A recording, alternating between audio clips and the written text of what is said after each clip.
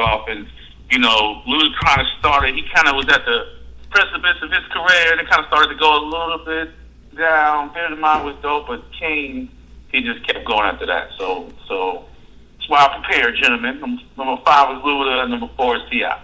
All right, man. Here's the thing with T.I. and Luda. It's like after a certain point, Luda kind of like stopped. He wasn't cool anymore. Like, I don't know if y'all agree with me. He wasn't the drug rapper, and as guys like Jeezy and Rick Ross and T.I. became popular, Luda didn't occupy that lane. Yeah. Therefore, they were cool, and he was the joke, so to speak. But even though he could rhyme his ass off, he didn't have that image. Yeah. I mean, like, even in 01 and 02, he was never the drug guy, but he was cool then. Like, he was cool in Back for the First Time. He was cool in, Word of Mouth, and Chicken and Beer. Like, he was cool then, and he lost his cool for some reason, and T.I. just kind of picked that slack up. You know what I'm saying? Because T.I. was like you said, T.I. was, also able to pull off the dope thing and the trap thing. So I really think that's why he was able to sustain longer. Yeah. Where Luda was more, like you said, the fun rapper. You know what I'm saying? I mean, I went to a concert one time, and the majority of the folks in there was white, throwing bowls and use a hole and all that. And I was like, wow. So once the drug era came there, Rick Ross, Port of Miami came out that year. Yeah. Jeezy was already going. Cats that really ain't even, and living in Atlanta, trust me when I say everybody turned into trap rap. Oh, it went from ringtone rap to trap rap, and Luda just kind of was just stuck on the outside. You know more than everybody. Luda like the red man of the South. Yup, exactly. He's the red man of the South. All right, man, we got to pick this up for time constraints. So, number 3s, man, Nas is my number 3. I didn't have Hip Hop Is Dead as an album on my list. But again, I honor Impact, and he had a solid album with Hip Hop Is Dead, and Nas's Impact to me was number 1 out of any artist of this year. So he's my number 3 for those reasons.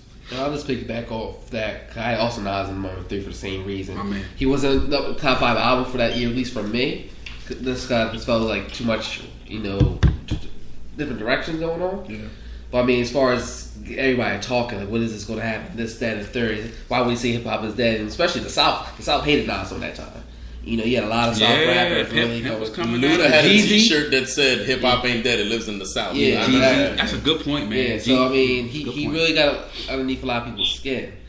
Which he wanted to do. Right. Because at the end of the day, he wanted people to step up their game. Right. And it worked. And it worked. It worked. I mean, he borrowed from John Lennon said Rock is dead in like 77. So it's like, or whenever. I don't know. Well, don't quote me on the year, but he was an old dude of that. All right, man. So did we wrap up number 3s? Oh, no, we didn't get through. My 3 real quick. I'm gonna put Jay. Just the simple fact that it was his comeback year. Everybody was anticipating it. He had the I Declare War concert. See, I could buy Jay as an artist. Not as an album. Yeah, and I can understand that. Jay was the biggest thing hip-hop ever had at this point. He's about to make his comeback. He's Hollywood Jay-Z now. Like I said, he did the I Declare War concert where he pieced it up with Nas, which nobody ever thought was possible. Beyonce wasn't trying to have his baby yet. Like he had, everybody was anticipating this. But yeah, I mean, Jay coming back was big for hip-hop. He didn't come back on the best foot. Even he himself said he was cold coming off the bench, but even them selling the beef though was huge. Yeah. That was that. Yeah. I watched the video clip the other day just because I was bored, not even thinking about this, and I enjoyed that. Seeing both of them together on the stage in New York was something Biggie and Pac could never do, right? And they did. So he's my number 3. That's honorable, man. Why you the last one for your number 3? My number 3. I'm gonna take somebody off the list. I'm gonna throw my man Lupe in there. I gotta throw Lupe in number 3. And it's kind of crazy. I didn't like Lupe at first. Right. It's the weirdest thing. I liked him on Touch the Sky, but I didn't really like him. But you know what? I just didn't get him. And then when I started listening closer, and then going back, I was like, yo, Lupe's that dude, man. Lupe's that dude. So I definitely got him at number 3. Yeah, I mean, that's the first time we heard him is Touch the Sky, I believe. Yeah. Yep. Us people that are not from Chicago. So yeah, man. I gotta give Lupe love just for like the younger cats, cause I feel like if I was like 4 years younger, I would have really liked Lupe. But in 2006, I was like 25, 20, whatever age. But but I was like past like the influential stage. Like I knew what I knew my goods. Yeah. I knew what gave me the goods in music. Right. So Lupe really couldn't touch me. He's what cannabis could have been. Right. Hey, this is like our karaoke song right here. Like when we do karaoke, oh y'all do this? Y'all rock this? Listen, we came legend a couple bars, man. Yo, he got that one joint called Pressure. Oh my God, that joint crazy. With Jay-Z. Yep. All right, man. My number 2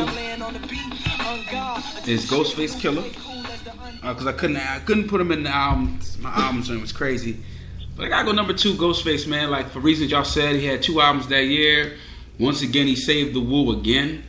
And he doesn't get credit for this time for saving the Woo. We all gave him credit for Supreme Clientele for saving the Woo. But he kept the Woo on his back again with this album, Fish Scale. Like I said, 4.5 I would give it. You know what I'm saying? Yeah, easily. Yeah, man. Ghost Diddy, baby. 2, I got Jay, number 2. Pretty much same reason I listened. Same reason that we're listening earlier. I mean, he came back out of retirement, so, he had the streets buzzing. He was on Lupe's album. He did the beef with Nas. He had everything going from him. But like I said, I wasn't the biggest fan of the album. But you couldn't deny the impact. He was, president and CEO of Def Jam at the time. And kind of the reason why nobody got promotion neither, like Ghostface, Redman, right. LL. Right. That's why more Fish came out, because Ghost was like, I didn't get promoted. Yeah. So like the compensation was put out another album in December after his March release. Right. Exactly, and that's one thing I didn't like about Jay when he ran Def Jam, because my thing was like, if you retired and you say you're supposed to take the back seat, it's almost like he put all his marketing money in you, and nobody else got that marketing money unless you were Ross, Rihanna. Or Jeezy, you did got Ross was on Def Jam. No, he wasn't. Ross was on Def Jam. Port of Miami. Slip and slide. Port of Miami. Yeah, Jeezy was on Def Jam. So Ross' first joint came out. So yeah, I mean, outside of those, you weren't really getting no shine, unfortunately. But I mean, you can't deny the impact he had that year. Yeah, who was up for 2? Number 2. Yeah, Ghost my 2. Ghost. Number 2 for me. I've been switching mine around, but number 2 for me is Nas. I have him of Jay pretty much for the same reasons that we've been saying throughout this whole podcast. When his album dropped, just from the album title alone, it pissed everybody off, and rightfully so. He also pretty much got free promotion out of that because everybody talked about it. And you know what? The South, who was the region that was just slowly starting to dominate more and more, took exceptional offense to that. So Nas's name was in everyone's mouth, and you know what? Everybody knew about the album. He spoke about the album in there, and even at the end of the album, he said, if you think there's something wrong with hip hop, it's like chances are you're the problem. Like he addresses it all on the album. He had the topic of the year, and that's why he's my number 2. The main idea of 2006 probably was hip hop is dead, and Nas was at the forefront of that. Mm-hmm. Wow, so I can go Nas number 2. Same for me. All the reasons y'all said, all the reasons you just said. He was sharp. This is like the first time all eyes was on him in a long time. As the previous albums were kind of, the end of his Columbia deal, and I think we were complacent. Even though he's always been great, I think we were complacent. So signing the Def Jam kind of got all eyes on him, and I think he delivered, and he was sharp. And Nas is like that year. He just did his thing. And actually, the album came out like at the tail end too, but it really did define the movement overall. It set the tone. It ruffled a lot of feathers. Y'all remember, there's some pretty popular cats from the South that was pissed at Nas. You know what I'm saying? Jesus, he said Nas went bust his gun. Didn't blink. Yeah. I always feel like the winter albums be the best ones, for some reason. Them fall albums. I don't know. Yeah. All right, man. So to save time, we're just going to go with our number 1s, and then we're going to go with our grade for that year at the same time. So, my number 1 artist is The Game, because he had the number 1 album to me. If I look back, man, to me, he was the guy this year for me. Like, he was the guy spitting those bars. And the grade I give this year, and I initially felt this way. I said, man, B, calm down. Like, let's go over this, review this more. And I'm like, nah. I give it an A+. Ooh, whoa. Like, generous. Like, for these reasons, like the Roots, Game Theory, Nas Hip Hop is Dead, Ghostface, Fish Scale, More Fish, AZ Format. We didn't talk about AZ tonight. Lupe Fiasco, Ludacris. They are not in my top 5. Like those albums aren't in my 5. So like I had to give it an A+. Like I don't like.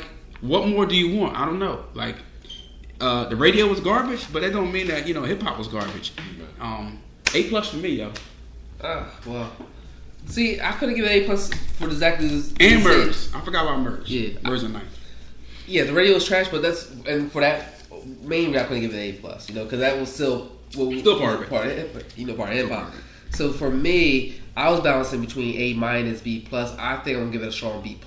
I mean, we talked about a lot of strong albums, but there were a lot of trash albums in 2000. You know what, though? I thought about that, but I looked at it what do I like? Yeah. You know what I mean? And I liked a lot. Like, contrary to, like, it's a shame, like, because it probably was, like, 3 albums that the radio was playing all year long. Yeah. And it kind of dirties how the year really was. Yeah. It alters the perception completely. Yeah. And you're right, but I can't budge off that B+ right now. Maybe next week. Maybe A-, but B+. But same thing. Who's your number one MC? Same thing you had, Game. Just for same exact reasons. Because, like, this man was back in the corner. Nobody expected him to be anything without Dre or 50. And he came out, like I said, probably the best album he had. Phenomenal album, from front to back. You know what I mean? This hungry focus. I mean, he was West Coast. Word. You know what I mean? He brought single-handedly. He brought back West Coast before Kendrick brought back West Coast. It was nobody there. You know what I mean? Nobody was talking about West Coast no more. Nah. You thought West Coast was like, nice. They hadn't been a West Coast superstar since Snoop. They was exactly. They was exactly. dead. You know what I mean? Like on the real, if Game wasn't an ally with Kendrick, he would really take exception to people saying Kendrick brought it back. To be honest. Oh yeah. And he even said that he said outside of Kendrick, he said nobody's fucking with him. You know what I mean? But he said Kendrick. You say Kendrick's better than me, because I can live with that. You know what I mean? Kendrick is like Curry, and like Game is like LeBron. You know what I'm saying? Like minus the LeBron mania right now, though. Like, let's just think last week's Steph Curry last week. Okay, to go for that layup. Too soon. All right. I'll. So my number one artist for this year. I mean, not my number one artist, but if we're just looking at history, I'm going with T.I. I think 2000. Every time you say the year 2006, even if it's not in reference to hip hop, T.I. always pops in my mind. He came out, his album dropped in like the first quarter of that year, March. He was the biggest thing that year. He had all the hype. He had the ATL movie. When Justin Timberlake decided to drop his pop album later that year that was a massive success, one of his biggest singles had T.I. on there. Kind of like a few years before when Usher did Confessions and had Luda, who was in his prime, on Yeah. It was kind of like the same thing. This was T.I.'s year, in my opinion. He's the number one choice I give for this year. And and my grade for the year is a C+. I just think we've had better years than this. This year was better than I thought, but I see it differently than everyone else. C+. All right, cuz you on the spot? We got like like a minute. No, I mean, man, that T.I., I should have ranked him higher. He did run this year, man. For real, this became his year. He was Jay-Z this year. Straight up. Mm-hmm. But Jay-Z was still Jay-Z this year, too. So I got to go with Jigga Man, number one.